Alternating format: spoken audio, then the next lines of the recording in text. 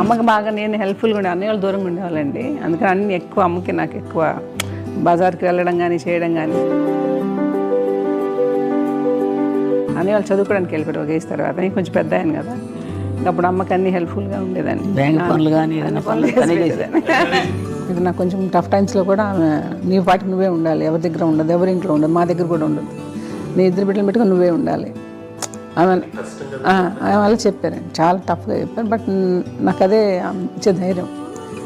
ఇండిపెండెంట్గా అట్లా ఒకరి దగ్గర ఉండొద్దు, నీ గౌరవం తగ్గిపోతుంది, ఎక్కడ ఉండొద్దు. అది చాలా నాకు చాలా ఇన్స్పైరింగ్ ఉండేది అమ్మ మాటలు. నాకు ఒకసారి కొంచెం ఏదో ఒక డిప్రెస్డ్ ఇదేదో వస్తే అందరి నుంచి నేను ఏదో సెపరేట్ అయిపోయినట్టు ఒక సిచ్యువేషన్ ఏదో వచ్చినప్పుడు అమ్మ నన్ను పట్టుకుని she said I'm there for you always.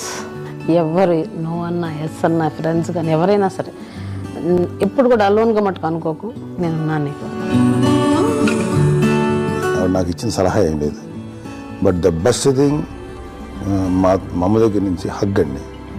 ఈరోజు కూడా మా అమ్మని హగ్ చేసుకోకపోతే అంటే అది నాకు మా అందరిలోనూ, అంటే ఆవిడ పెద్ద చదువుకున్న వ్యక్తి కాదు, పెద్దగా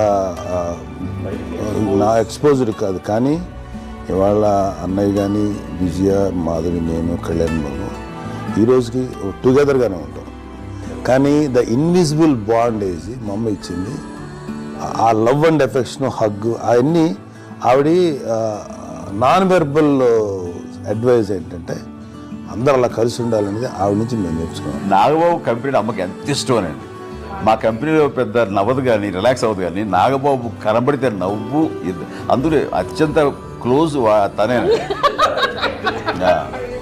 అది చెప్పే కదా ఇప్పటికీ వాడు ముద్దు పెట్టుకుంటూ దగ్గర లాక్కుంటుంది.